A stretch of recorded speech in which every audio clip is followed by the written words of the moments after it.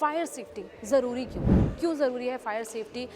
शुरुआती बचाव किया जा सके, सबसे पहले तो अगर आपकी बिल्डिंग में किसी भी तरीके के फायर सेफ्टी नॉर्म्स का पालन हो रहा है, यानी कि उसमें अलार्म है, उसमें फायर स्प्रिंकलर्स हैं, उसमें आग बुझाने के लिए जो अग्निशमन सिलेंडर्स हैं वो लगे हुए हैं, और ट्रेनिंग ज़रूर होनी चाहिए। अगर वहाँ पर जो स्टाफ है, ख़ासतौर पर गार्ड्स या फिर वहाँ पर जो भी बिल्डिंग का मेंटेनेंस करते हैं, उनको इन इक्विपमेंट्स का इस्तेमाल करने के लिए ट्रेनिंग भी ज़रूर देनी चाहिए कि ये शुरुआती बचाव हैं जो किए जा सकते हैं, और अगर ये शुरुआती बचाव भी हो पाएँ तो कई लोगों की जान बच सकती है। सुरक्षित निकासी हो, जिस तरह से बार बार मैं इस बात पर जोर दे रही हूँ कि निकासी ज़रूर हो, एक ऐसा इमरजेंसी एग्जिट बनाया जाना चाहिए। आप कई बार हॉस्पिटल होटल जाते हैं तो आपने देखा होगा कि वहाँ पर इमरजेंसी एग्जिट का बोर्ड लगा होता है। कभी आप फिल्म देखने भी जाते हैं तो वहाँ पर भी इमरजेंसी एग्जिट लिखा होता है, यानी कि जब भी ऐसी घटनाएं होती हैं तो उस इमरजेंसी एग्जिट का इस्तेमाल करके आपको वहाँ से निकलना है। आप किसी भी बिल्डिंग में जाएँ,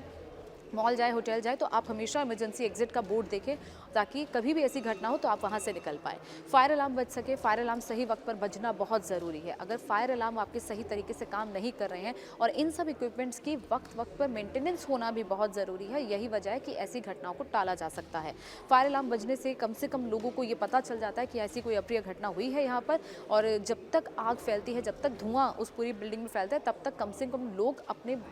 बाहर निकलने का रास्ता खोज सकें। समय समय पर सुरक्षा मानकों की जांच होनी चाहिए, इनकी मेंटेनेंस होनी चाहिए, क्योंकि ऐसे इक्विपमेंट्स लग तो जाते हैं कई बिल्डिंग्स पे, लेकिन उन पर वक्त रहते रहते जंग पड़ने लगती है, ध्यान नहीं दिया जाता उन पर, और यही वजह है कि ऐसी घटनाएं बार बार होती हैं, और यही वजह है कि इनकी सुरक्षा मानकों की समय समय पर जाँच होनी चाहिए। आप सतर्क रहें, सुरक्षित रहें, जिम्मेदार बने, आप खुद भी इन चीज़ों का ध्यान रखें ताकि आप अब खुद ऐसी घटना से बच पाएँ, अपने परिवार के लोगों को, अपने आसपास के लोगों को ऐसी घटनाओं से बचा पाएँ। और इसके साथ साथ जिस बिल्डिंग में भी इस तरीके के फायर सेफ्टी नॉर्म्स लगे हुए हैं, वहाँ पर पानी के भंडारण, पानी के स्टोरेज की भी उचित व्यवस्था होनी चाहिए। यानी कि आप वाटर स्प्रिंकलर तो लगा दिया आपने वहाँ पर वो सिलेंडर तो लगा दिया, लेकिन अगर वो काम ही नहीं कर रहा है, अगर उस वाटर स्प्रिंकलर में पानी ही नहीं आएगा, तो फिर कैसे उस आग को बुझाया जाएगा? और यही वजह है कि इस पानी का स्टोरेज वहाँ पर प्रॉपर होना चाहिए, ताकि वाटर स्प्रिंकलर की मदद से कम आग पर शुरुआती जो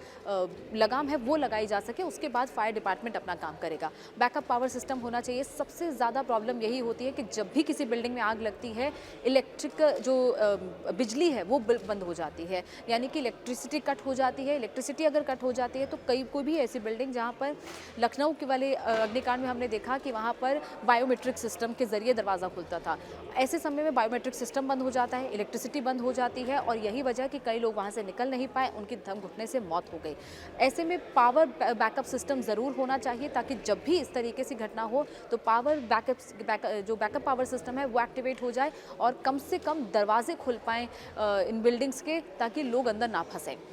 ऊंची इमारतों में फायर लिफ्ट भी होनी चाहिए। कई रेजिडेंशियल बिल्डिंग्स हमने देखी है, खासतौर पर अगर आप बात करें दिल्ली एनसीआर की, और इसके साथ साथ मुंबई, बैंगलोर, इन जगहों पर हमने देखा है कि रिहायशी बिल्डिंग 16 मंजिला, 20 मंजिला, 24 मंजिला होती हैं। ऐसी जगहों पर आग बुझाने के लिए जो फायर डिपार्टमेंट की गाड़ियाँ हैं वो पानी का छिड़काव नहीं कर पाती हैं। हमने अभी नोएडा में भी हाल ही में देखा कि फायर डिपार्टमेंट की जो गाड़ी है वो ऊपर तक पहुँच ही नहीं पा रही थी, उसकी रीच नहीं थी, और यही वजह है कि ऐसी जगहों पर ऊंची इमारतों में फायर लिफ्ट होनी चाहिए, ताकि उन फायर लिफ्ट के जरिए आग बुझाने का काम जल्द से जल्द किया जा सके। फायर एनओसी को रिन्यू कराना ये बहुत ज़रूरी है। जब भी हमने देखा है कि किसी भी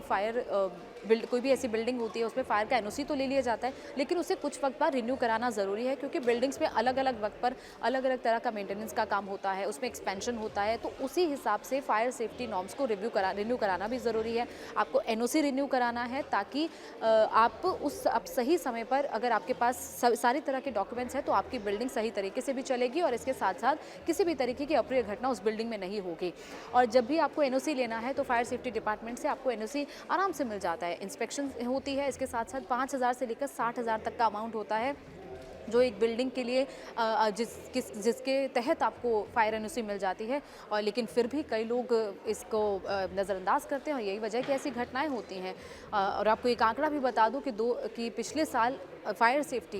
माफ़ कीजिएगा, आग लगने से लगभग 7,000 से ज़्यादा लोगों की मौत हुई है, और ऐसी घटनाएं आए दिन हम देख रहे हैं। खासतौर पर गर्मियों के दिनों में हम देख रहे हैं बहुत ज़्यादा शॉर्ट सर्किट हो रहे हैं, एसी में ब्लास्ट हो रहे हैं। तो इन सब चीज़ों का ध्यान रखते हुए, अगर आपके घर में भी कोई ऐसे इलेक्ट्रिकल अप्लायंस है जो पुराना हो हो रहा है उसका मेंटेनेंस भी आप सही वक्त पर कराते जाएं ताकि ऐसी घटनाओं से बचा जा सके। तो बस आज के लिए इतना ही। ये फायर सेफ्टी को लेकर एक अवेयरनेस वीडियो हम आप तक पहुंचाना चाहते थे ताकि आप अगर किसी कमर्शियल बिल्डिंग को चला रहे हैं, रेजिडेंशियल बिल्डिंग में रह रहे हैं या इसके साथ साथ आप किसी भी ऐसी बिल्डिंग को विजिट करते हैं तो कम से कम आप इन चीज़ों का ध्यान ज़रूर रखें और अपने आप को, अपने आसपास के लोगों को और आपकी बिल्डिंग में जो लोग काम कर रहे हैं, रह रहे हैं, उनको आप सुरक्षित रख पाएँ।